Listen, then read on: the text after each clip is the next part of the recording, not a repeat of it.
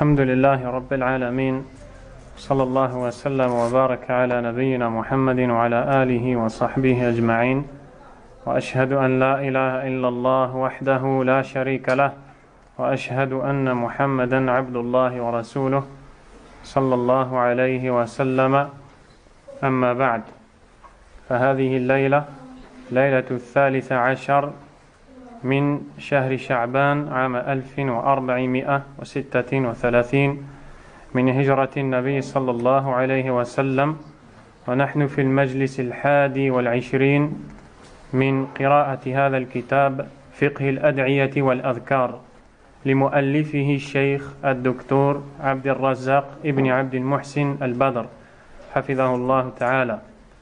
Nous sommes le 30 mai 2015 et nous entrons dans le 21e cours de l'étude de ce livre, la compréhension des invocations et rappels de son auteur, le Cheikh Abdul Razak al-Badr, qu'Allah le préserve. واليوم ندخل في دعاء الاستخارة.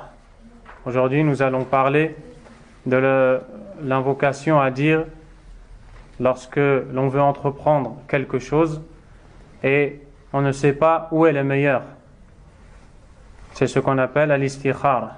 C'est connu sous le nom de salat ou l'istikhara, la prière de consultation. Et c'est une façon d'invoquer Allah subhanahu wa ta'ala, de lui réclamer qu'il nous guide vers le bon choix. Quand on hésite en voulant entreprendre quelque chose, on hésite entre une chose et une autre, ou bien on veut faire quelque chose mais on ne sait pas si c'est bon ou pas, si ça va aboutir à quelque chose d'utile pour nous ou de nuisible. Allah subhanahu wa ta'ala nous a légiféré salat ou l'istikhara, la prière de consultation, dans ce but. Et avant l'islam, le peuple de Quraysh, le peuple du prophète Mohammed sallallahu alayhi wa sallam, quand ils voulaient entreprendre quelque chose et qu'ils avaient un projet, ils faisaient ce qu'on appelle l'istiqsam ou bil azlam, c'est-à-dire qu'ils faisaient une sorte de tirage au sort où, avant d'entreprendre un voyage ou de faire quelque chose, ils avaient plusieurs bâtons et sur un bâton il était écrit if'al, fais, sur l'autre la taf'al, ne fais pas, sur le troisième il n'y avait rien. Dès qu'il voulait faire quelque chose, il prenait le bâton, il lisait. S'il trouvait if'al, fait, il allait en voyage par exemple. S'il trouvait ne fais pas, la taf'al, il s'abstenait. Et s'il ne trouvait rien, il recommençait. Allah subhanahu wa ta'ala a guidé les croyants à l'islam, les a guidés à la ilaha illallah. Nulle divinité ne mérite réellement l'adoration à part Allah subhanahu wa ta'ala, et leur a légiféré des versets وَإِذَا سَأَلَكَ عِبَادِي فَإِنِّي قَرِيبٌ, et quand mon serviteur t'interroge sur moi, je suis tout proche. أُجِيبُ دَعْوَةَ الدَّاعِ إِذَا دَعَانِ, je réponds à l'appel de celui qui m'invoque. Et les croyants ont délaissé ces mauvaises manières, ces mauvaises pratiques, puis Allah azza wa jalla a légiféré dua ou l'istikhara, l'invocation de consultation. Elle est rapportée par l'imam al-Bukhari rahimahullah ta'ala عن جابر بن عبد الله رضي الله عنهما قال كان رسول الله صلى الله عليه وسلم يعلمنا الاستخارة في الأمور كلها كما يعلمنا السورة من القرآن. Jabir dit, le messager d'Allah sallallahu alayhi wa sallam nous enseignait la formule de consultation dans chaque chose qu'on voulait entreprendre, de la même manière qu'il nous enseignait le Coran. يقول إذا هم أحدكم بالأمر فليركع ركعتين من غير الفريضة. Le prophète leur disait, sallallahu alayhi wa sallam, quand l'un d'entre vous a l'intention d'entreprendre une affaire, qu'il accomplisse 2 unités de prière en dehors des prières prescrites, des 5 prières. Donc c'est 2 rak'ah que tu vas faire indépendantes des 5 prières journalières. ثم ليقول اللهم إني أستخيرك بعلمك, puis qu'ils disent, ô Allah, je t'implore par ta connaissance de m'aider à trouver le bon choix. Je vais la lire entièrement. Allahumma inni astakhiruka bi'ilmik wa astaqdiruka biqudratik wa as'aluka min fadlika al-'azim fa innaka taqdiru wa la aqdir wa ta'lamu wa la a'lam wa anta 'allamul ghuyub. اللهم إن كنت تعلم أن هذا الأمر خير لي في ديني ومعاشي وعاقبة أمري أو قال عاجل أمري وآجله فاقدره لي ويسره لي ثم بارك لي فيه وإن كنت تعلم أن هذا الأمر شر لي في ديني ومعاشي وعاقبة أمري أو قال عاجل أمري وآجله فاصرفه عني واصرفني عنه واقدر لي الخير حيث كان ثم أرضني به قال ويسمي حاجته. Ô Allah, par ta connaissance, je te consulte et par ton pouvoir, je t'implore de m'accorder la capacité d'accomplir mes objectifs. Et je te demande de m'octroyer une part de ta grâce immense. Tu es certes capable et je suis incapable. Tu sais tout tandis que moi je ne sais pas. Et c'est toi qui connais parfaitement les choses invisibles. Ô Allah, si tu sais que cette chose, puis il nomme ce qu'il veut faire, est une source de bien pour moi dans ma religion, dans ma vie présente et ici-bas, et dans l'au-delà, destine-la moi et facilite-la moi, puis bénis-la pour moi. Et si tu sais que cette chose est pour moi une source de mal dans ma religion, dans ma vie présente et dans ma vie future, alors détourne-la de moi et détourne-moi d'elle et prédestine-moi le bien où qu'il se trouve, puis fais que je sois satisfait de cette décision. Cette invocation est très importante, puisqu'en réalité ici, هذا الدعاء امتثال لتوحيد الله وتطبيق له. C'est une mise en pratique concrète et directe de la croyance du tawhid, en l'unicité d'Allah subhanahu wa ta'ala. Car ici tu vois que tu n'es qu'un serviteur faible. Même ce que toi tu veux entreprendre, en réalité tu ne sais pas si c'est bon pour toi. Tu ne sais pas si ça va aboutir à un bien pour toi. Tu ne sais pas si à la fin tu auras du mal. Donc tu as besoin, dans ce que toi tu veux faire, de solliciter Allah subhanahu wa ta'ala, de lui réclamer qu'il choisisse pour toi et te guide vers le bon choix. Tabaraka wa ta'ala. Et comme nous l'avons dit, avant l'islam, ils consultaient les divinités en dehors d'Allah subhanahu wa ta'ala. Ils utilisaient ces choses-là, et l'imam Ibn al-Qayyim rahimahullah ta'ala a dit, Allah subhanahu wa ta'ala les a honorés par cette invocation. Il a remplacé cette action qu'ils faisaient et qu'on appelle al-istiqsam ou bil-azlam, leur espèce de tirage au sort où il y avait du polythéisme et du mauvais augure, et il leur a donné à la place cette manière de solliciter Allah et de reconnaître qu'en réalité le bien tout entier est dans la main d'Allah. Nul autre qu'Allah n'amène le bien, nul autre que lui ne repousse le mal. Et quand Allah subhanahu wa ta'ala accorde une miséricorde à son serviteur, personne ne peut l'en empêcher. Par contre, si Allah subhanahu wa ta'ala prive son serviteur de sa miséricorde, personne ne peut lui donner. En référence à la parole d'Allah subhanahu wa ta'ala, Ma yaftahillahu linnasi min rahmatin fala mumsika laha. Ce qu'Allah accorde aux gens comme miséricorde, personne ne peut l'en empêcher. Wa ma yumsik, et ce qui l'empêche, fala mursila lahu min ba'dih. Personne après lui ne peut le relâcher. Subhanahu wa ta'ala. Donc, le fait de faire le mauvais augure, le fait d'aller voir les voyants, le fait de faire toutes ces pratiques-là, n'amènera aucun bien. Car le bien est dans la main d'Allah. C'est lui qui décide. Subhanahu wa ta'ala. Donc, cette invocation, cette formule, cette manière de solliciter Allah, tabaraka wa ta'ala, n'est prononcée que par les bienheureux, parmi les adeptes du tawhid, du monothéisme pur, ceux qui reconnaissent l'unicité d'Allah, et ne va délaisser ces paroles pour les remplacer par la demande à un autre qu'Allah que le malheureux qui donne des égaux à Allah Azza wa Jal. Dans cette invocation, on voit que le serviteur reconnaît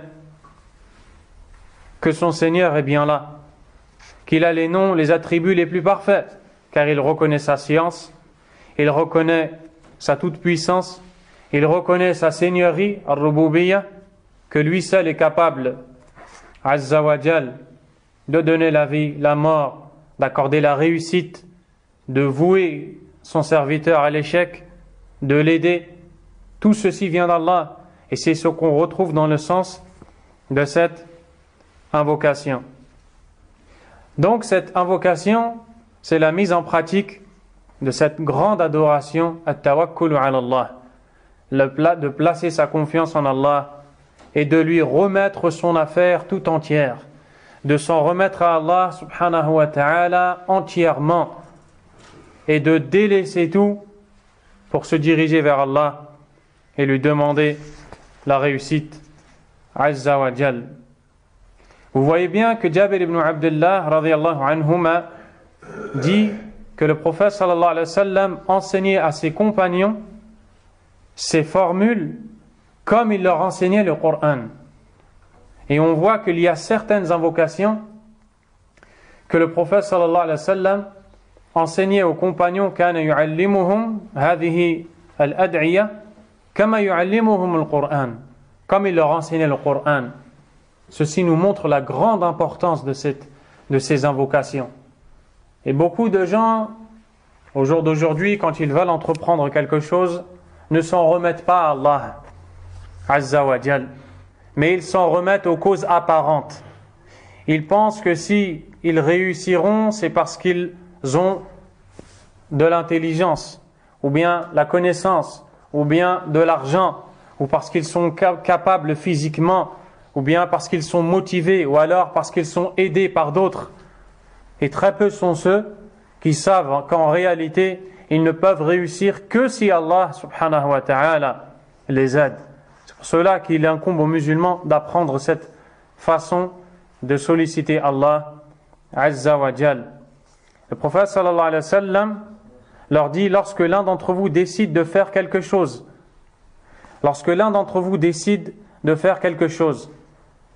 c'est-à-dire lorsqu'il veut faire quelque chose dont il ne connaît pas l'aboutissement, la réussite ou l'échec, le bien ou le mal, qu'il consulte Allah, qu'il prenne l'habitude de s'en remettre à Allah subhanahu wa ta'ala. Cette chose peut être un voyage, ça peut être le mariage, ça peut être de s'associer à une personne pour un commerce, peu importe.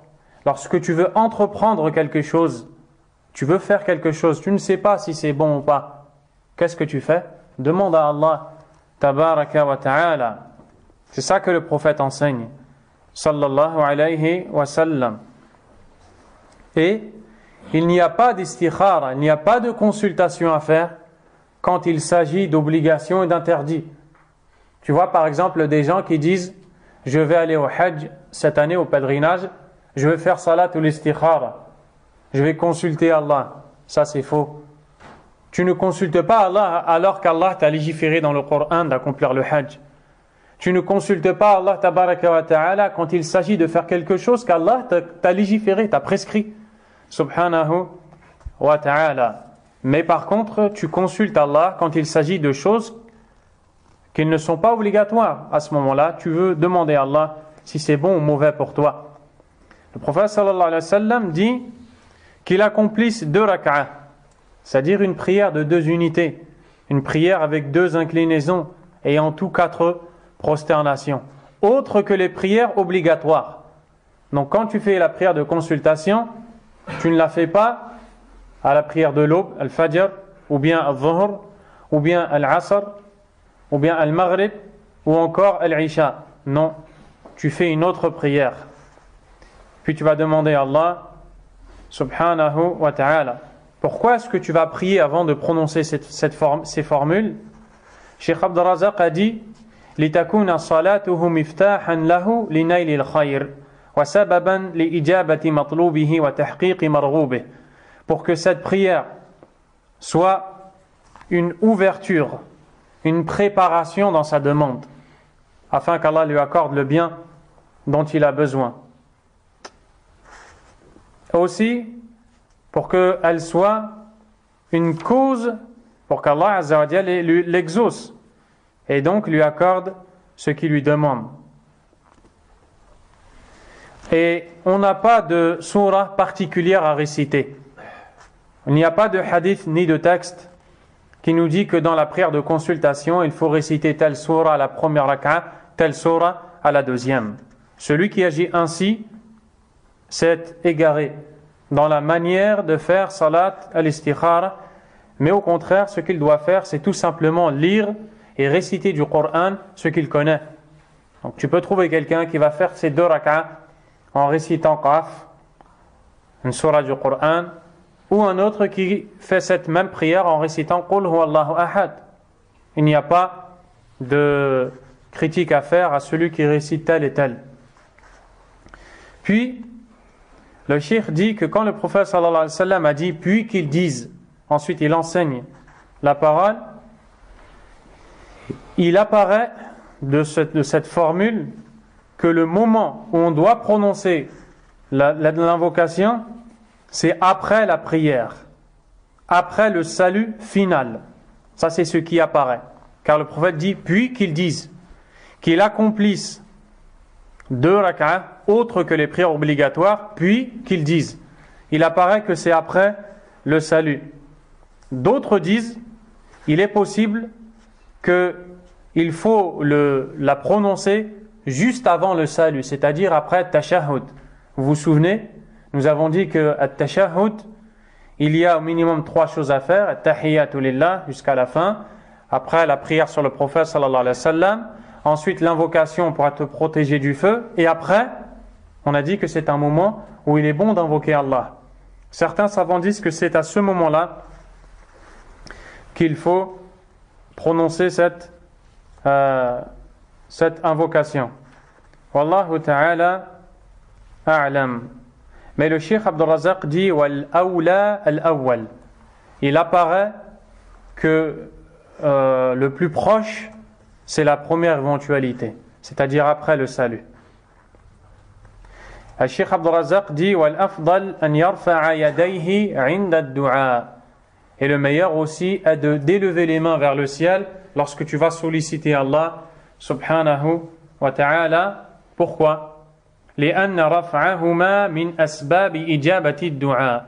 Car lever les mains lorsque l'on invoque Allah Azza wa Jal, c'est une cause pour qu'Allah Azza wa Jal exauce la demande de son serviteur. Même s'il y a des moments où il n'est pas légiféré de lever la main. Par exemple, après les 5 prières, il n'est pas légiféré de lever la main. Ou bien, aussi pendant le discours de l'imam du vendredi, lorsqu'il prononce le discours, à la fin, il lui arrive d'invoquer Allah Azza wa Jal, il n'est pas légiféré de lever la main. Et d'autres encore. Ici, il peut lever la main, car à la base, quand on sollicite, on lève la main. Et celui qui ne connaît pas, comme le dit le cheikh, cette formule, cette parole, il n'y a pas de mal à ce qu'il prenne le livre, étant donné qu'il n'est plus dans la prière. Il finit sa prière, il prend le livre où il y a l'invocation et il la lit. En ayant le cœur recueilli et en cherchant à comprendre le sens de ce qu'il prononce comme parole. Allahumma inni astakhiruka bi'ilmik. Oh Allah, je te consulte par ta science.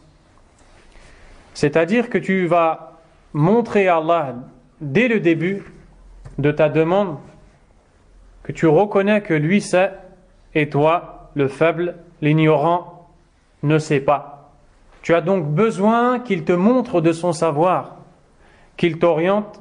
Si tu cherches la page, c'est la page 107. La page 107. Tu vas demander à Allah tabaraka wa ta'ala qu'il te montre, car lui sait N'est-ce pas que Allah Azza wa Jalla a dit Wallahu ya'lamu wa antum la ta'lamun, et Allah sait et vous autres ne savez pas. Donc tu as besoin tout le temps de te mettre à l'esprit que tu ne sais pas.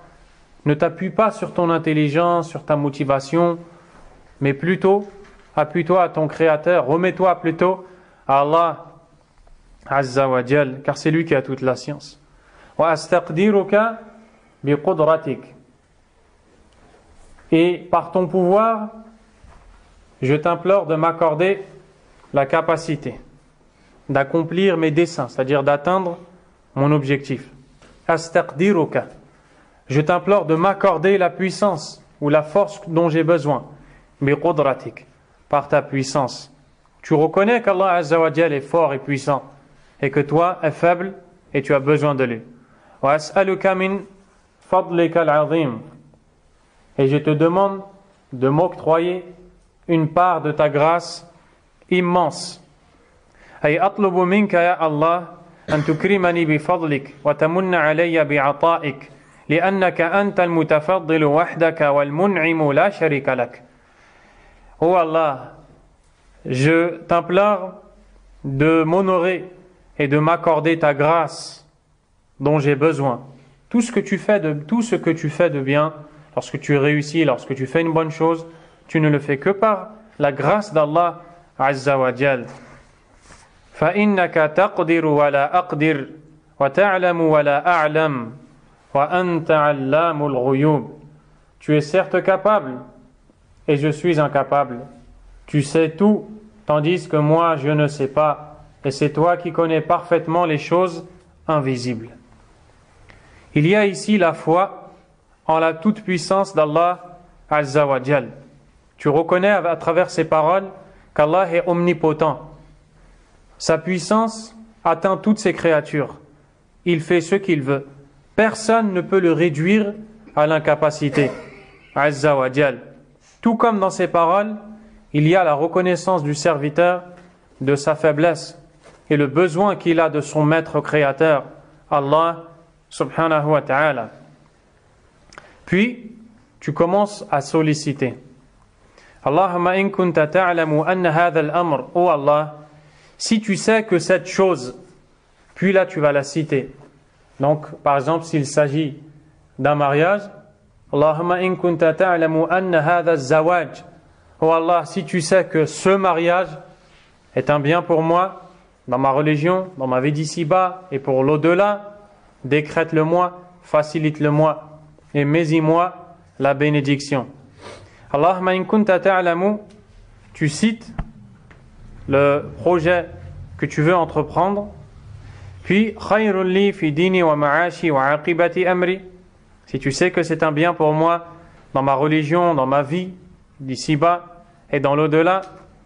Et qu'est-ce que tu remarques ici? Le prophète sallallahu alayhi wa sallam consulte Allah tabaraka wa ta'ala et il demande à Allah, si tu sais que cette chose est un bien pour moi, qu'est-ce qu'il dit? Il dit, dans ma religion, dans ma vie d'ici-bas et dans l'au-delà. La première chose qu'il a citée, c'est la religion. Et dans une autre invocation, le prophète sallallahu alayhi wa sallam sollicite Allah et dit, Allahumma aslih li dini alladhi huwa ismatu amri. Oh Allah, réforme ma religion qui est ma source de protection. Wa aslih li dunyaya allati fiha ma'ashi. Réforme-moi ou réforme pour moi la vie d'ici-bas dans laquelle je vis. Wa aslih li akhirati allati ilayha ma'adi. Et réforme pour moi mon au-delà où s'effectuera mon retour. Waj'alil hayata ziyadatan li fi kulli khayr. Fais de la vie d'ici-bas un ajout de bien dans tout ce qui est bon. Wal mawta rahatan li min kulli shar. Et fais de la mort un repos pour moi de tout mal. Donc c'est la religion qui passe avant tout. C'est ce qui plaît à Allah Azza wa Jal et qui est conforme à ce que nous enseigne son prophète sallallahu alayhi wa sallam. C'est ceci qui passe avant toute chose. Car si ta religion est préservée, le reste le sera. Alors que si ta religion est perdue, si ta religion est perdue, tu la délaisses, tu la négliges, il en découlera qu'Allah tabaraka wa ta'ala te laissera t'en remettre à toi-même dans ce bas monde. Et alors, tu seras voué à l'échec et à la perte à chaque fois que tu entreprendras quelque chose. Et donc, le rapporteur du hadith a douté. Est-ce que le prophète alayhi salatu wa salam a dit Khayrun li fi dini wa ma'ashi wa aqibati amri, un bien pour moi dans ma religion, ma vie d'ici-bas et la vie de l'au-delà? Ou bien a-t-il dit Aw qala ajili amri wa ajili, dans la vie d'ici et dans celle qui est à venir? Le sens est le même, ce sont juste les termes. En tout cas, le sens est le même, comme a dit le cheikh hafidhahullah. Une fois que tu as prononcé ces paroles, faqdurhu li wa yassirhu li, décrète-le-moi donc et facilite-le-moi. Car si Allah sait que cette chose est un bien pour toi, toi tu dis si Allah, tu sais que cette chose est un bien pour moi, alors décide pour moi que cette chose se produise. Thumma barik li fi, puis mets-moi la bénédiction dans cette chose. Car tu auras toujours besoin qu'Allah t'aide. Et tu auras toujours besoin qu'Allah bénisse ce que tu entreprends. Car si ce que tu fais n'est pas accompagné de l'aide d'Allah, de la bénédiction d'Allah Azza wa Jal, cette chose est vouée à l'échec. Et à la fin, il n'y aura que la perte et le malheur.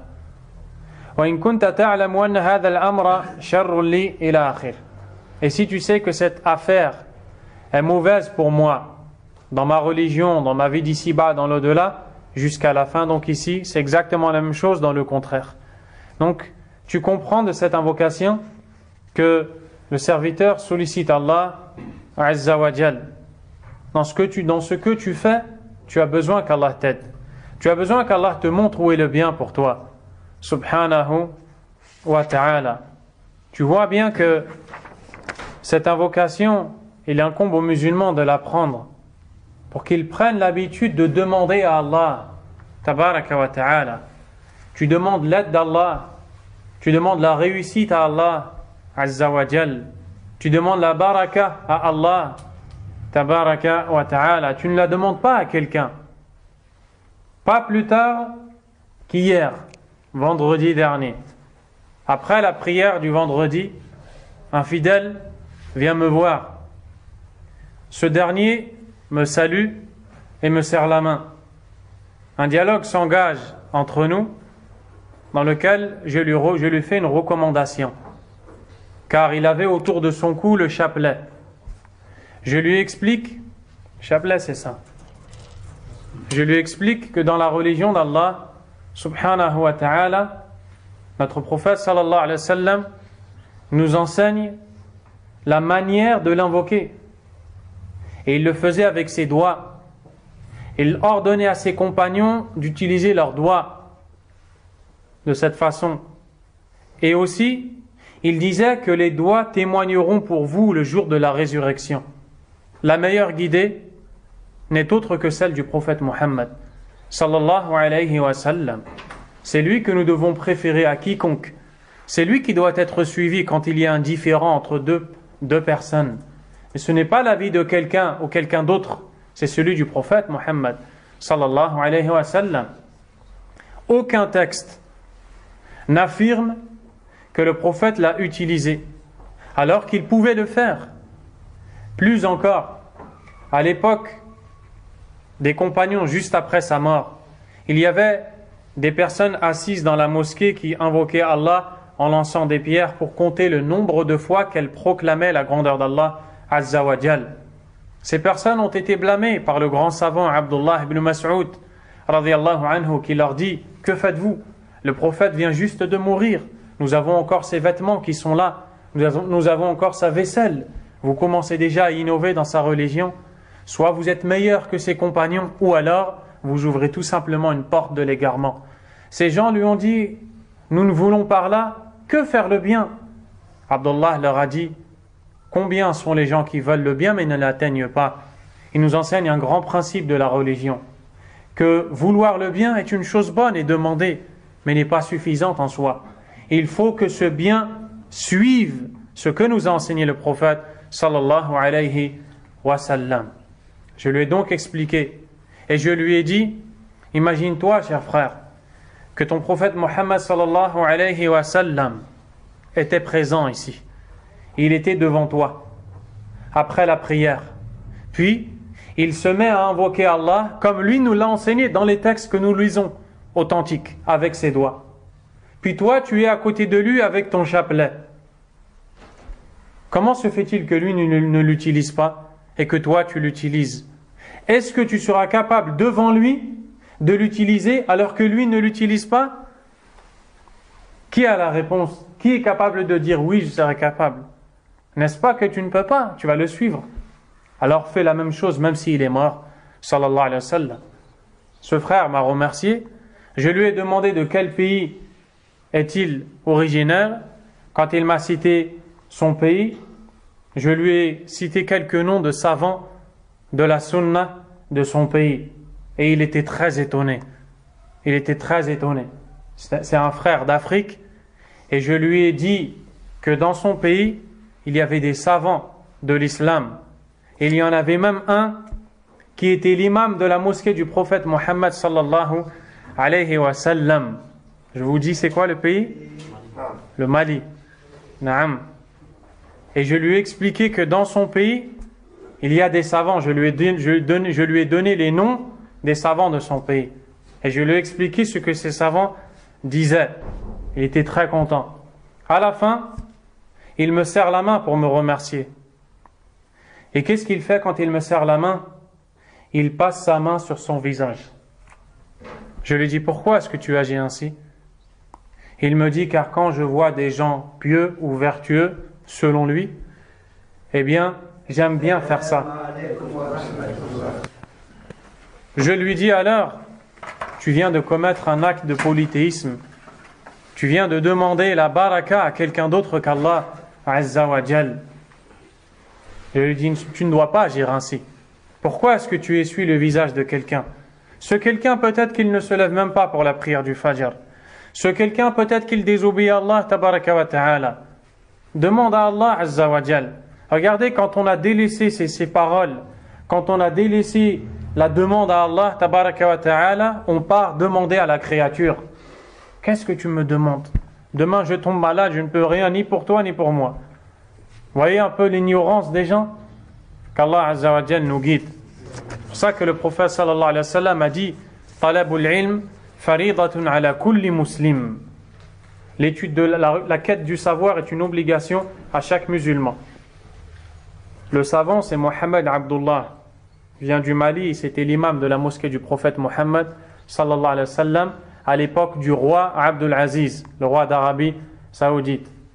Il a fait imam dans cette mosquée et par la suite, il est parti en Inde, ensuite au Yémen, puis il est entré en Afrique par l'Est, par l'Éthiopie, ensuite la Somalie, et il a traversé toute l'Afrique jusqu'à s'arrêter dans son pays au Mali, où il a combattu Ashirku Billahi Azza wa Jal et As-Soufi, le soufisme. Et ça, vous le trouvez dans l'écrit du Cheikh Mohammed Aman al-Jami, rahimahullah ta'ala, sur l'histoire de l'islam en Afrique. Et le Cheikh est africain, rahimahullah. Chapitre suivant, Adhkar al-Karb, les invocations de l'affliction. Les invocations de l'affliction, c'est-à-dire la tristesse. Lorsque tu es atteint d'une tristesse, d'une affliction, tu es touché, sache que même dans cette situation, des paroles sont légiférées par Allah subhanahu wa ta'ala. Des paroles qui permettent de dissiper cette affliction et que vienne à sa place la quiétude et la joie. Au lieu d'aller se plaindre à la créature, au lieu d'aller se plaindre aux faibles, besogneux, la créature d'Allah tabaraka wa ta'ala, apprends à t'en remettre à Allah. Regarde ici. Subhanallah. Il cite ce chapitre juste après l'istikhara. Tu as consulté Allah quand tu vas entreprendre quelque chose. Cette chose peut être un bien ou un mal pour toi. Avant d'entreprendre cette chose, tu t'en remets à Allah. Après avoir entrepris cette chose, si un malheur t'atteint, tu t'en remets aussi à Allah subhanahu wa ta'ala. Beaucoup de hadiths du prophète sallallahu alayhi wa sallam ont été relatés et sont authentiques, parmi lesquels ce que nous rapporte l'imam al-Bukhari et Muslim. Selon Abdullah ibn Abbas radiyallahu anhuma, أن رسول الله صلى الله عليه وسلم كان يقول عند الكرب. Le messager d'Allah disait quand une affliction le touchait, une tristesse, لا إله إلا الله العظيم الحليم لا إله إلا الله رب العرش العظيم لا إله إلا الله رب السماوات ورب الأرض ورب العرش الكريم. C'est-à-dire, nulle divinité ne mérite l'adoration en toute vérité, excepté Allah, l'immense, l'indulgent. Nulle divinité ne mérite l'adoration, excepté Allah, le Seigneur de l'immense trône. Nulle divinité ne mérite l'adoration, excepté Allah, le Seigneur des 7 cieux, de la terre, et le Seigneur du sublime trône. Qu'est-ce que tu apprends ici? Tu es triste? Tu as un malheur? Reviens à la ilaha illallah. Dans la plupart des invocations, on retrouve tout le temps at-tawhid. On retrouve tout le temps l'unicité d'Allah. Tu es triste, la ilaha illallah. Tu es heureux, la ilaha illallah. Tu as un besoin, la ilaha illallah. Et la ilaha illallah signifie nulle autre divinité ne mérite réellement l'adoration excepté Allah Azza wa Jal. Et ça ne veut pas dire ce que l'on entend chez certaines personnes ignorantes qui disent la ilaha illallah veut dire faire sortir la fausse certitude du cœur et faire entrer la vraie certitude du cœur. Ça c'est faux, car Allah dans le Coran nous enseigne que Quraysh a dit aja'ala al-alihata ilahan wahida inna hadha la shay'un ujab. Quand le prophète leur a dit sallallahu alayhi wa sallam, dites la ilaha illallah, vous réussirez, ils ont dit, va-t-il réduire toutes nos divinités pour une seule divinité? Voici là une chose étonnante. Et Allah a approuvé l'explication que Quraysh a donnée de la ilaha illallah. Réduire toutes les divinités pour en adorer qu'une, Allah Azza wa Jal. Donc des mécréants de Quraysh connaissent le sens de la ilaha illallah et des musulmans l'ignorent encore. Voici le véritable sens de la ilaha illallah. Parmi les invocations de l'affliction aussi, ce que rapporte l'imam Abu Daoud, Ibn Majah et autres, عن أسماء بنت عميس رضي الله عنها, selon Asma qui nous dit قال لي رسول الله صلى الله عليه وسلم ألا أعلمك كلمات تقولينهن عند الكرب أو في الكرب الله الله ربي لا أشرك به شيئا. Le prophète dit à cette femme, ne vais-je pas t'enseigner des paroles que tu répéterais quand l'affliction te touche? Veux-tu connaître ce qu'il faut dire quand tu es triste? Regardez la simplicité. Qu'est-ce que tu dis? Tu es triste, tu t'en remets à Allah immédiatement et tu dis Allah, Allah, Rabbi, c'est mon Seigneur. Allah, Allah est mon Seigneur. La ushriku bihi shay'a. Je ne lui donne aucun égal. Je ne lui associe rien. Subhanahu wa ta'ala. Regarde, tu es triste. Peut-être que tu as perdu de la santé. Peut-être que tu as perdu de l'argent. Peut-être que tu as perdu un enfant. Et pourtant, regarde ce qu'il faut faire. Il faut revenir à Allah Azza wa Jal. Allahu, Allahu Rabbi, la ushriku bihi shay'a. Allah, Allah est mon Seigneur. Je ne lui associe rien. C'est-à-dire, je ne lui donne aucun égal. Également, l'imam Abu Daoud rapporte, selon Abu Bakr radiyallahu anhu, qui dit que le prophète sallallahu alayhi wa sallam a dit Da'awatul makroob Allahumma rahmataka arju fala takilni ila nafsi tarfata ayn. Allahumma rahmataka arju fala takilni ila nafsi tarfata ayn.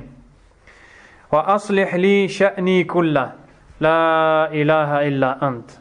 Toutes ces invocations citées sont authentifiées par l'imam Al-Albani, rahimahullah, le plus grand savant de la science du hadith de l'époque. Qu'Allah lui fasse miséricorde. Le prophète sallallahu alayhi wa sallam dit donc ici, les invocations que le triste doit prononcer, Allahumma rahmataka arju, oh Allah, c'est ta miséricorde que j'espère. C'est en ta miséricorde ou c'est ta miséricorde que j'espère obtenir. Fala takinni ila nafsi tarfata ayn. Ne me laisse donc pas m'en remettre à ma personne, ne serait-ce que l'instant d'un clin d'œil. Pourquoi? Un clin d'œil, on ne parle même pas une seconde, un clin d'œil. Le temps de fermer l'œil, de l'ouvrir. Si Allah tabaraka wa ta'ala t'abandonne et te laisse t'en remettre à ta personne le temps de fermer et d'ouvrir l'œil, pendant ce temps-là, tu es perdu. Pendant ce temps-là, il peut t'arriver d'énormes choses. Mais si ces choses ne te touchent pas, c'est parce qu'Allah t'a protégé. Azza wa Jal. Wa aslih li sha'ni kullah. Et réforme toute ma situation. La ilaha illa ant. Nulle autre divinité ne mérite l'adoration que toi. Donc on voit à chaque fois la réaffirmation de l'unicité d'Allah subhanahu wa ta'ala. L'imam At-Tirmidhi rahimahullah rapporte aussi, selon Sa'd ibn Abi Waqqas radiyallahu anhu, قال رسول الله صلى الله عليه وسلم, le messager d'Allah a dit, دعوة ذي النون إذ دعا وهو في بطن الحوت. L'invocation prononcée par Dhunnun. Dhunnun, c'est le prophète Yunus alayhi salam. Et dans l'histoire de ce prophète, le prophète Yunus, en français on dit Jonas, le prophète Yunus alayhi salam a été avalé par une baleine.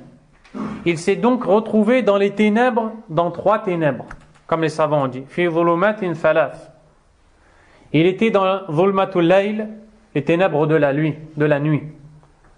Dhulmatu al-bahr, les ténèbres de la mer. Dhulmatu batn al-hut, et les ténèbres du ventre de la baleine. Est-ce que vous imaginez un peu? Il est avalé par une baleine. Cette baleine est au fond de l'eau. Et en plus de ça, il est en pleine nuit. Qui va l'aider? Qui va l'aider? Le gris-gris? Le marabout? Le soufi? Le porte-bonheur? Qui va l'aider? Allah tabaraka wa ta'ala. Qu'est-ce qu'il fait? Le prophète sallallahu alayhi wa sallam dit que Yunus a dit La ilaha illa ant. Nulle autre divinité ne mérite l'adoration que toi. Subhanak, exempt sois-tu de tout défaut. Inni kuntu minadh dhalimin. J'ai fait partie des injustes. Tu reconnais. Oh Allah, maintenant, je sais qu'en réalité, je n'ai besoin que de toi. Je sais qu'en réalité, toi seul peux m'aider, oh Allah. J'ai été injuste. Pardonne-moi et viens-moi en aide. Ça, c'est le sens. Il dit فَإِنَّهُ لَمْ يَدْعُ بِهَا رَجُلٌ مُسْلِمٌ فِي شَيْءٍ قَطُّ إِلَّا اسْتَجَابَ اللَّهُ لَهُ. Le prophète sallallahu alayhi wa sallam dit, pas un seul musulman n'invoque Allah par ces mots sans que sa demande lui soit exaucée. Subhanallah. La ilaha illa ant, subhanaka, inni kuntu minadh dhalimin. Apprends ces paroles. Et celui qui veut l'apprendre, vient me voir. Et je lui donnerai du temps, Inch'Allah. Je lui ferai répéter jusqu'à ce qu'il sache la prononcer. Et ensuite, il la répétera. À chaque fois qu'il est touché par une tristesse ou qu'il veut invoquer Allah, il dira La ilaha illallah, subhanaka, inni kuntu minadh dhalimin. Nulle autre divinité ne mérite l'adoration que toi. Exempt sois-tu de tout défaut. Tu n'as aucun défaut. J'ai fait partie des injustes. Donc tu vois bien que dans toutes ces invocations, il y a vraiment le retour à Allah, le rattachement du cœur à Allah subhanahu wa ta'ala. Il y a la sincérité envers Allah et la réaffirmation de l'unicité d'Allah tabaraka wa ta'ala. Et c'est ça la base. C'est ça la chose qui dissipe tous les maux. At-tawhid, l'unicité d'Allah tabaraka wa ta'ala. L'imam Ibn al-Qayyim rahimahullah a dit التوحيد مفزع أعدائه وأوليائه. Subhanallah. Il dit le tawhid, le monothéisme, l'unicité d'Allah Azza wa Jal est l'endroit vers lequel prennent la fuite les ennemis d'Allah et les alliés d'Allah. C'est là où ils vont se réfugier. On ne parle pas que des croyants ici. Même les kuffars, même les mécréants, les polythéistes, lorsqu'ils ont un vrai besoin, comme on va voir le verset, qu'est-ce qu'ils font? Ils sollicitent Allah tabaraka wa ta'ala. Allah Azza wa Jalla a dit dans Surah Al-Ankabut, فَإِذَا رَكِبُوا فِي الْفُلْكِ دَعَوُوا اللَّهَ مُخْلِصِينَ لَهُ الدِّينَ. Et lorsqu'ils embarquent en mer, dans les bateaux, ils invoquent Allah en lui vouant exclusivement le culte. فَلَمَّا نَجَّاهُمْ إِلَى الْبَرِّ إِذَا هُمْ يُشْرِكُونَ. Puis, quand Allah les sauve et les remet sur terre, les voilà qu'ils se remettent à lui donner des égaux. Wal-'iyadhu billah. De quoi est-ce qu'Allah parle ici? Il parle de ces gens qui en mer sont dans les bateaux. À la base, le peuple de Quraysh, ce sont des gens qui sont polythéistes, ils adorent les statues en dehors d'Allah Azza wa Jal, Al-Uzza, Lat, Manat et autres parmi les statues. Puis, lorsqu'ils sont en mer, à l'époque du prophète alayhi salatu wassalam, lorsqu'ils sont en mer et qu'il y a la tempête avec les vagues et qu'ils voient que vraiment ils vont peut-être mourir, ils savent que la statue là-bas ne pourra rien faire. C'est lui qui l'a construit avec ses mains. Qu'est-ce qu'elle va faire? Subhanallah. Comment un homme peut adorer une statue alors que c'est l'homme qui l'a fabriquée avec une pierre qui a été ramassée, je ne sais dans je ne sais quel endroit. Donc quand ils sont en mer, qu'est-ce qu'ils font? Ils invoquent Allah seul, Azza wa Jal. Quand Allah les exauce et les remet sur terre et qu'ils sont en sécurité, ils s'en remettent à l'adoration des idoles. Et d'ailleurs, ça c'est la cause de la conversion à l'islam du noble compagnon Ikrimah ibn Abi Jahl, radiyallahu ta'ala an. Et il faisait partie des 4 hommes recherchés par le prophète sallallahu alayhi wa sallam et dont le sang était licite, à un point où ils avaient tellement fait de mal aux musulmans que le prophète sallallahu alayhi wa sallam a dit, même si vous l'attrapez, accroché au rideau de la Kaaba, alors qu'on n'a pas le droit là-bas de combattre, tuez-le. Quand le prophète sallallahu alayhi wa sallam a conquis la Mecque, Ikrimah s'est sauvé. Son père avait déjà été tué dans la guerre par les compagnons. Il s'est sauvé et il a embarqué la mer. Il a pris la mer dans le bateau. Puis qu'est-ce qui s'est passé? Une tempête est arrivée. Les vagues ont commencé à frapper les unes contre les autres. C'est bien qu'ils ont eu peur pour leur vie.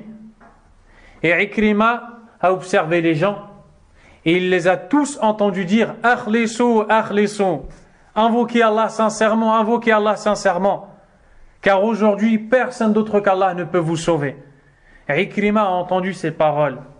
Il a réfléchi et a dit, le seul qui peut me sauver dans ce bateau, c'est le seul qui doit être invoqué quand je suis sur terre. Puis il dit, et c'est peut-être ça la cause qui les a sauvés. Il a invoqué Allah Azza wa Jal et il a dit, Ya Allah, oh Allah, je te demande de me sauver.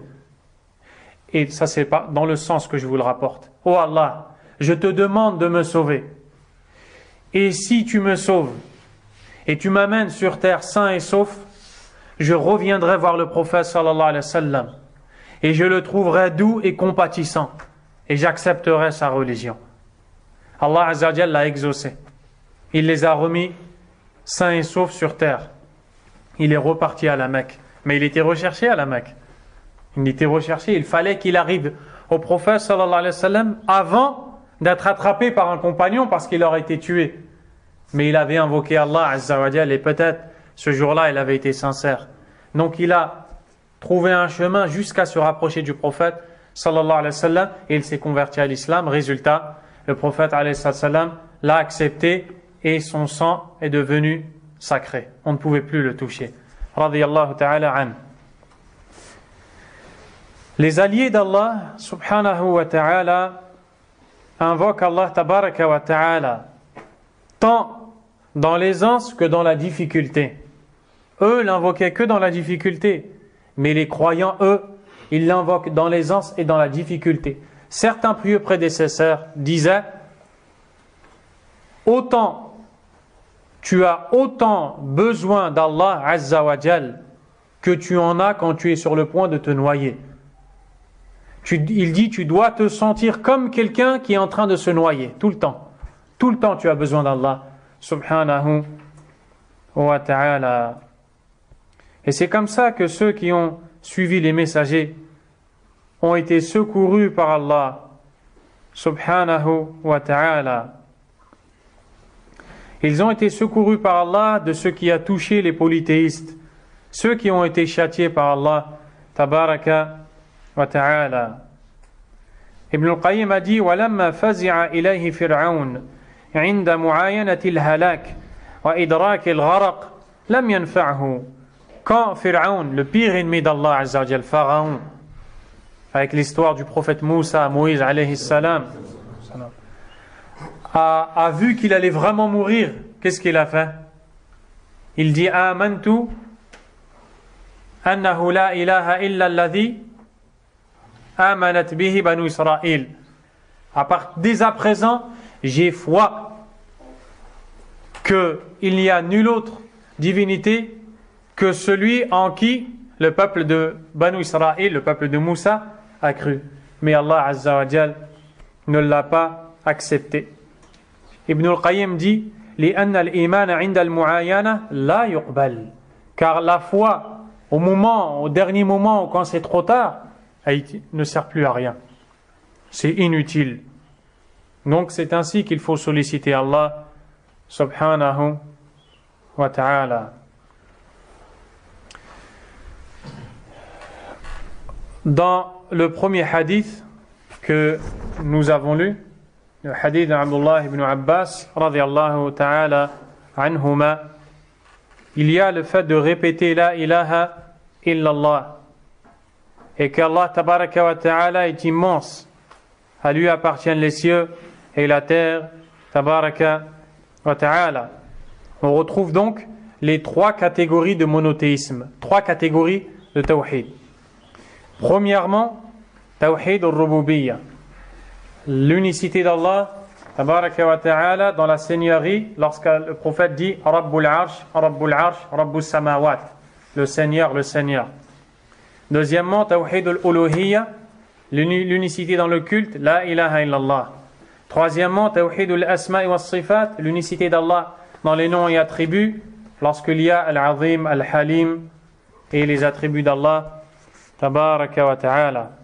Si le musulman prononce ces paroles en connaissant leur sens et en méditant le sens, l'invocation d'Allah tabaraka wa ta'ala sera pour lui très proche bi'idhnillahi tabaraka wa ta'ala. De manière générale, on voit que dans ces invocations, il y a le retour à Allah Azza wa Jalla.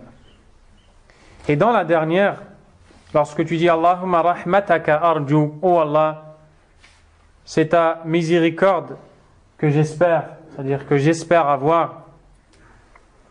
Le cheikh dit que cette façon de parler, c'est ta miséricorde que j'espère, au lieu de dire j'espère ta miséricorde, c'est ta miséricorde que j'espère, c'est une façon de dire c'est ta miséricorde et aucune autre que je veux avoir, oh Allah.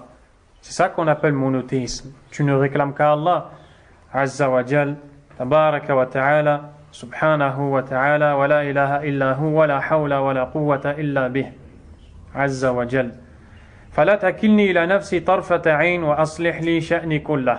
Ne me laisse pas me remettre à moi-même, ne serait-ce que l'instant d'un clin d'œil, et réforme toute mon affaire. Regarde le besoin que tu as d'Allah. Allah a dit dans le Coran, Ya ayyuhan nasu antumul fuqara'u ila Allah. Ô vous les gens, vous êtes les besogneux envers Allah. C'est vous qui avez besoin d'Allah, vous êtes faibles, et lui se passe de vous, subhanahu wa ta'ala. Et tu lui demandes qu'il réforme toute ta situation, tabaraka wa ta'ala. Walhamdulillahi Rabbil Alamin. Le chapitre suivant, Du'a ul-Gham wal-Ham wal-Huzn.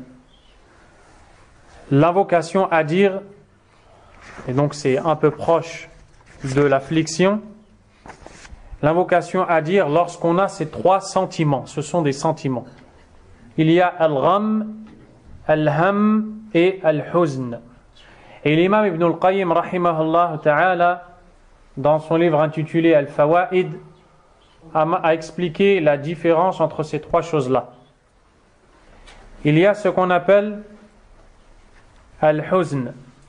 C'est le sentiment, c'est la douleur que l'on ressent à cause de quelque chose au passé, quelque chose qui s'est déjà, qui est passé et qui est révolu.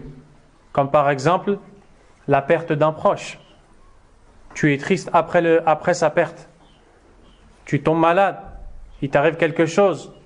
C'est ce qu'on appelle al-huzn, la tristesse. Ensuite, il y a la douleur ressentie au présent, à l'instant même. Ça, c'est ce qu'on appelle al-gham. Et il y a la douleur ressentie à l'idée de penser à quelque chose de l'avenir. Et ça, c'est ce qu'on appelle al-ham. Donc, on pourra dire la tristesse et qu'est-ce qu'on pourra dire pour al-gham? Donc, al-huzn, on dit la tristesse. Al-gham, il y a un mot, mais je ne l'ai plus là. Disons la douleur présente et la douleur à venir. Et si les mots me reviennent, Inch'Allah ta'ala, je vous le dirai plus exactement. Khair, Inch'Allah. Vous avez compris en tout cas ce qui est voulu. Donc, walhamdulillah. L'imam Ahmad, rahimahullah, rapporte, ainsi que l'imam Ibn Hibban et autres, cette grande invocation. Abdullah ibn Mas'ud, le noble compagnon, radiyallahu ta'ala anhu, qui rapporte que le prophète sallallahu alayhi wa sallam nous dit: Ma qala abdun qattu idha asabahu hammun aw huznun Allahumma inni abduka ibnu abdik wa ibnu abdika wa ibnu amatik nasiyati biyadik madin fiyya hukmuk عدل في قضاؤك أسألك بكل اسم هو لك سميت به نفسك أو أنزلته في كتابك أو علمته أحدا من خلقك أو استأثرت به في علم الغيب عندك أن تجعل القرآن ربيع قلبي ونور صدري وجلاء حزني وذهاب همي إلا أذهب الله عز وجل همه وأبدله مكان حزنه فرحا قالوا يا رسول الله ينبغي لنا أن نتعلم هؤلاء الكلمات قال أجل أي نعم ينبغي لمن سمعهن أن يتعلمهن. Le prophète sallallahu alayhi wa sallam nous dit donc: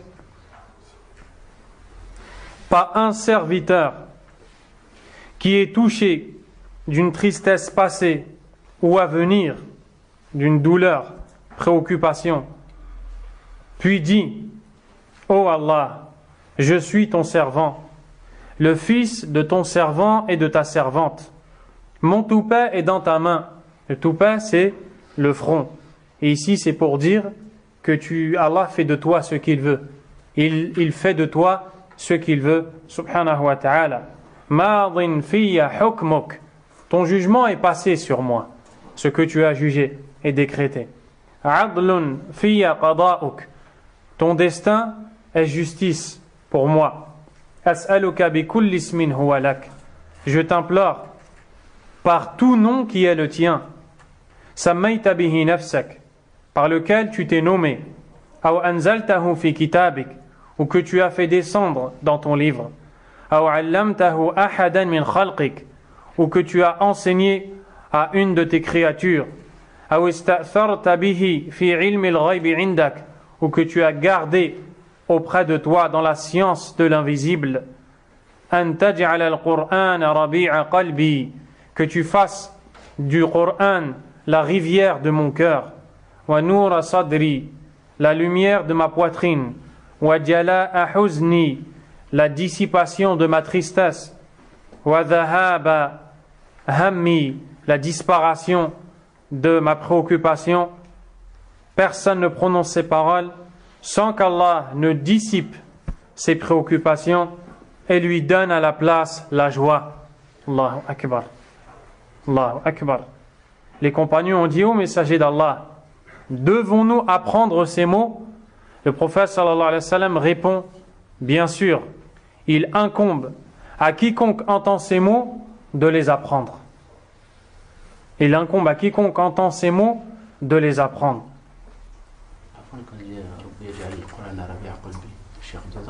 C'est le printemps, il parle de la saison. L'imam Ibn al-Qayyim rahimahullah ta'ala a expliqué cette invocation dans le Fawaid et il dit que ce qui est voulu par Ar-Rabi' c'est la rivière, et ça va venir Inch'Allah, ça va venir Inch'Allah ta'ala. Donc tu vois bien que subhanallah, celui qui est touché par une tristesse, quelque chose qui est passé et qui a été douloureux pour lui, ou bien quelque chose à venir, une grande épreuve, quelque chose qui va venir et qui le rend soucieux, naam, le souci, voilà ce que je cherchais, qui le rend soucieux, eh bien à chaque fois qu'il prononcera ces paroles dans lesquelles il affirme sa soumission à Allah Azza wa Jal, Allah tabaraka wa ta'ala non seulement lui répond, mais plus encore, il dissipe sa tristesse et lui met la joie dans le cœur à la place. À chaque fois dans ces invocations, tu arrives au même résultat. Qui t'amène la tristesse, qui te dissipe la tristesse et t'amène la joie? C'est Allah seul, subhanahu wa ta'ala. Tu ne dois pas t'accrocher à la créature. Tu ne dois pas solliciter le faible, le besogneux, celui qui dort, qui mange, qui boit, qui oublie, comme toi tu l'es. Tu ne dois pas solliciter la créature, mais t'en remettre plutôt à Allah Azza wa Jal. On voit aussi que le prophète sallallahu alayhi wa sallam nous dit que on doit l'apprendre, on doit connaître ses paroles, on doit apprendre à invoquer Allah. On ne doit pas tout le temps rester ignorant et ne pas savoir comment solliciter Allah. Wallahi, tu vois des gens qui pratiquent la religion depuis de longues années et qui ne savent toujours pas comment demander à Allah Azza wa Jal. Alors que quand il s'agit d'apprendre une langue étrangère pour aller demander quelque chose dans cette langue, tu les vois au premier rang. Tu les vois au premier rang. Et par contre, quand il faut demander à Allah, ils ne savent pas invoquer, ils ne savent pas demander, ils ne savent pas réclamer à leur Créateur, subhanahu wa ta'ala. Et après, ils disent aimer Allah et son prophète, sallallahu alayhi wa sallam, plus que tout. Si vraiment tu l'aimais plus que tout, comme tu le dis, pourquoi n'as-tu pas appris ce que ton prophète t'a enseigné, sallallahu alayhi wa sallam? Au lieu de perdre le temps avec des innovations, avec des choses que Shaitan t'enjolive et te fait croire qu'elles sont belles, assis-toi avec les paroles du prophète sallallahu alayhi wa sallam, apprends-les par cœur, comprends-les, prononce-les, invite les gens à ces paroles et tu verras le bien se répandre dans ta vie et dans celle des autres. Bi'idhnillahi tabaraka wa ta'ala. On voit bien que dans cette invocation, 4 bases sont réunies. Et le serviteur ne peut atteindre la réussite et goûter au bonheur qu'en réunissant en lui ces 4 choses. La première chose, l'adoration d'Allah tabaraka wa ta'ala seul. Le fait de se recueillir devant la puissance d'Allah, de reconnaître que nous sommes une créature faible. Allah nous possède, subhanahu wa ta'ala. C'est pour cela que tu dis Allahumma inni abduk wa ibnu abdik wa ibnu amatik. Oh Allah, je suis ton servant, le fils de ton servant et de ta servante. On est tous tes serviteurs. Subhanahu wa ta'ala. Nous sommes donc tous les esclaves d'Allah Azza wa Jal, qui est notre maître, notre créateur, notre Seigneur. Donc, à qui tu dois demander la protection? À qui est-ce que tu dois demander la réussite? À qui est-ce que tu dois demander qu'il te protège et te préserve? À Allah seul, Azza wa Jal. Tu dois délaisser ses interdits et mettre en pratique ses ordres.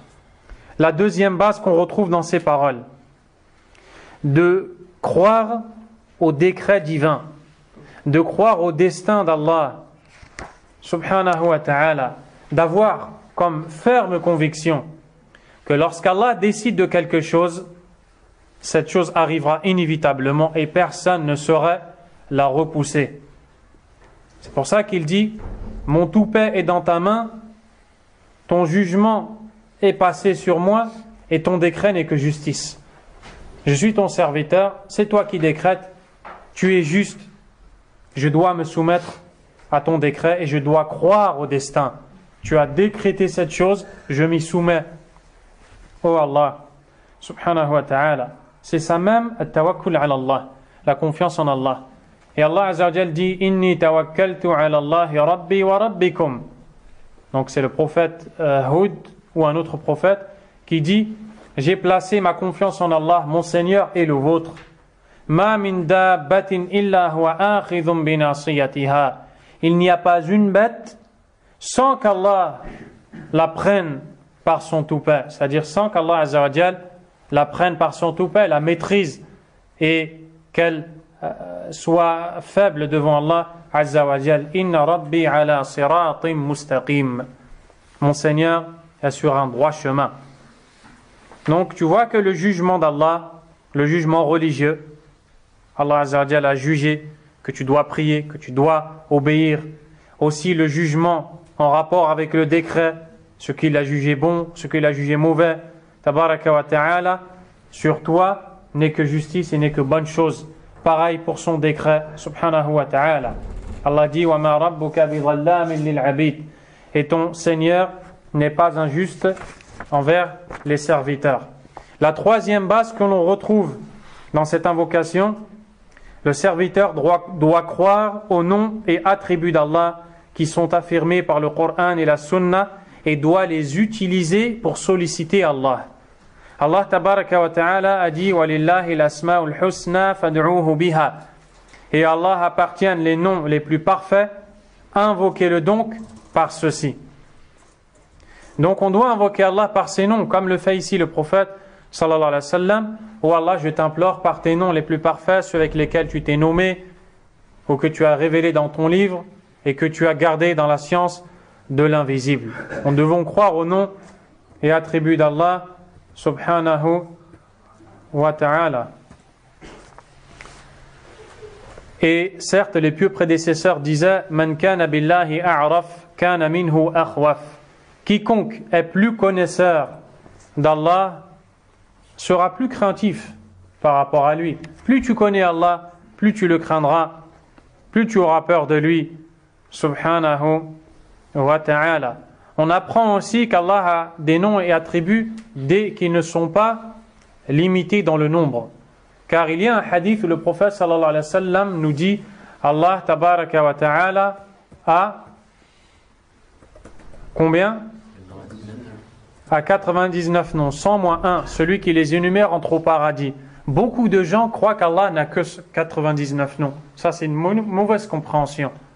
Ici, il s'agit de 99 noms parmi tous les noms d'Allah, tabaraka wa ta'ala, qui, s'ils sont compris, mémorisés et mis en pratique, l'individu gagne l'entrée au paradis. Mais Allah a plus de 99 noms, Azza wa Jal, comme nous le voyons ici, quand le prophète sallallahu alayhi wa sallam dit: et avec tes noms que tu as gardés auprès de toi dans la science de l'invisible, subhanahu wa ta'ala. Le quatrième fondement que l'on retrouve dans cette invocation, al-inayatu bil-Qur'an al-Karim. Nous devons prendre soin du Qur'an. Nous devons lui porter la plus grande considération, car le Qur'an est la parole d'Allah. Et porter la considération à la parole d'Allah, c'est l'apprendre, le comprendre, le mettre en pratique, l'enseigner, le lire avec méditation, en connaître l'essence. C'est ceci qui est voulu par « An taj'al al-Qur'an rabi'a qalbi » Fais du Coran la rivière de mon cœur, « Wa noura sadri » la lumière de ma poitrine, « Wa jala'a huzni wa dhahaba hammi » la dissipation de ma tristesse et la disparition de mes soucis. Ce sont donc 4 fondements que l'on retrouve dans cette invocation. Celui qui réunit en lui ces 4 fondements verra sa demande exaucée et sa tristesse dissipée. À la place de celle-ci viendra la joie et la quiétude. Nas'alullah tabaraka wa ta'ala an yuwaffiqana li kulli khair. Wallahu a'lam wa sallallahu wa sallam wa baraka ala nabiyyina Muhammadin wa ala alihi wa sahbihi ajma'in. Subhanakallahumma wa bihamdik. Ashhadu an la ilaha illa ant astaghfiruka wa atubu ilayk.